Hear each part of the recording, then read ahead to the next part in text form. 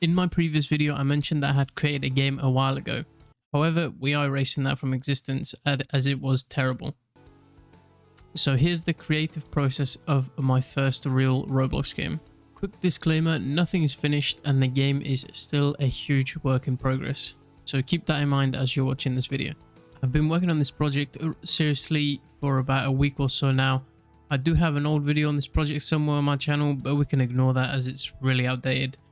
So far, creating the map has been a blast, aside from getting moderated for the stupidest things such as this text. Anyways, I don't want to disclose too much information about the game. All I'm going to say is it's based on animals, and yeah, that's all you're getting. The map is forest themed with a lot of greenery, maybe a bit too much greenery. I originally struggled to come up with ideas for the types of buildings I wanted, as I wanted brick structures, because I wanted a small town, but after some experimentation I decided to use wood structures, which is, as you can see, worked out very well in my opinion. When you first load up the game, you'll be greeted with loading screens and all that garbage, but you begin at this train station and you're greeted with a direct view of a fountain with an NPC. And yes, this NPC is me, but I thought it'd be cool if for my avatar to be the tutorial NPC so you guys can instantly recognize it while you play. I still have a good few buildings to place around empty spaces, but the overall aesthetic I'm going for is starting to show. If you have any cool ideas for this map, feel free to let me know in the comments. I guess a tour is in order. So as you start at the train station, you see different signs here promoting my Twitter. If you haven't already, go follow me. And then you get led straight to this NPC. To your left, there's daily rewards. You'll be able to basically get rewards daily. I do want to animate this safe so it opens whenever you get a reward. Over here you have the leaderboards. I do want to add like statues and stuff for the top ranks and all that kind of stuff. And I might change what these look like eventually, but for now I'll leave them as they are.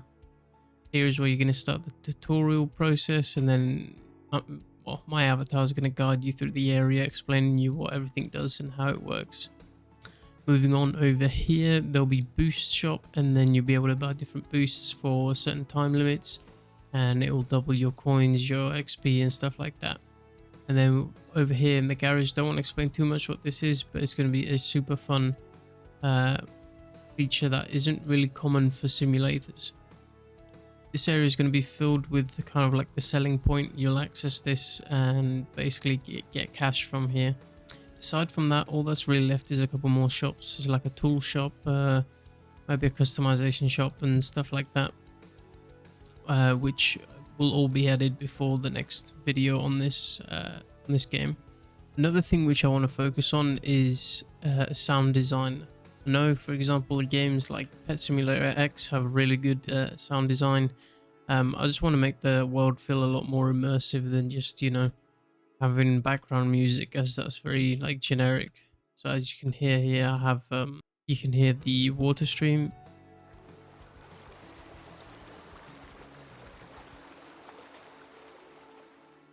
I did also have bird ambience, but it did get flagged again for some stupid reason. And I was thinking of adding a train horn sound effect whenever a player joins. I thought that'd be quite a cool little feature. I wasn't really going to show off the UI, but I thought I might as well, since I do have a bit of it. I have a bunch of UI here, as you can see, but I'm not going to show it off all. I'm just going to show off the HUD, which is this. You have your cash, your gems. I'm not going to disclose this. Your buffs, your little ID card at the top. Shop, inventory, journal, codes, and settings. Just your generic simulator stuff. There is a couple of buttons that I'm missing, and there is going to be a couple more things you can do. But generally speaking, all the UI has poor texturing. There's consistency throughout. And I think it just really blends well with the game, and the environment is bright and vibrant, and you know the UI is also like that, so they blend well together.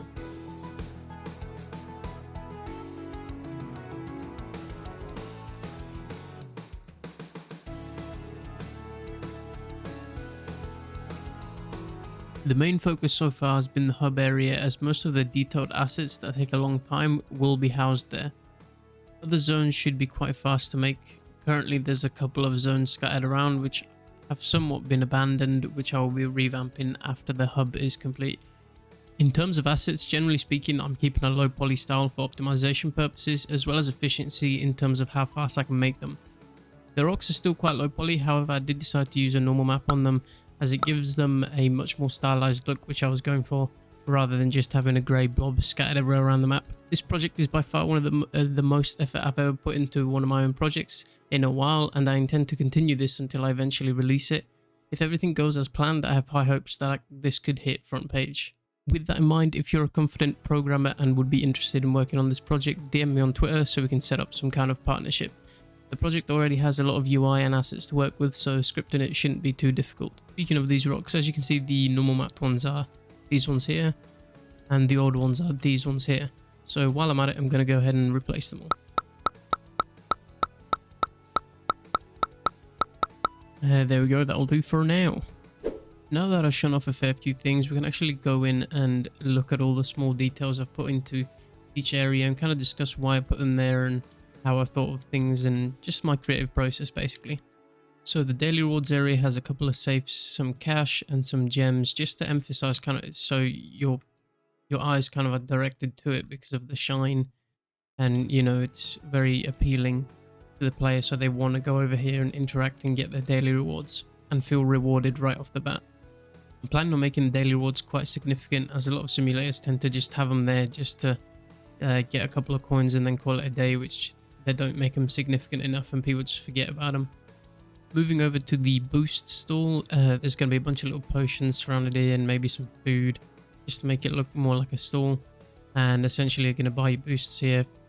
There's also going to be a UI on the side that will allow you to buy things, but just to fill up the hub I'll have things like this here. I also made this stall double-sided, so when you go around back it doesn't feel like you're behind all these buildings and there's nothing to do here. One thing you want to do with your games is essentially not have boring areas really, because if I was sat here behind a structure here, I'm just going to see a flat surface here blocking half my view, and it's just not going to be as appealing. So for the garage, it's somewhat of a unique shape. I decided to go for kind of like an open shed because I do want to do something in relation to the upgrades here. Also, I put the barrels on these pillars here because I've seen it on Sea of Thieves and it looked cool. As far as interior goes, just your typical like jerry cans, wheels, wrenches, screwdrivers and all that kind of stuff, and some cardboard boxes just to fill up this empty space at the back. As mentioned before, I did have text over here in like a paintbrush font saying garage, but for some reason it got moderated.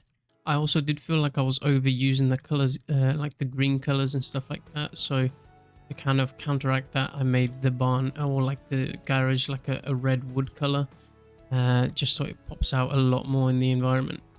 Aside from that, since the buildings are quite split apart, I decided to fill small gaps here with just some fences and some trees, just so it looks like it's been well kept and the area is technically lived in, as you can see here, and it's just a good use of space.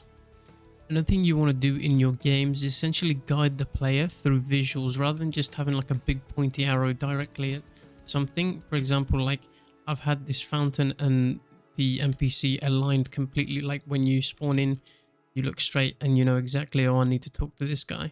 So you're essentially guiding the player without having big arrows flashing everywhere. Okay, so that's pretty much it for this video. Make sure to do the usual, subscribe, like and the rest of it.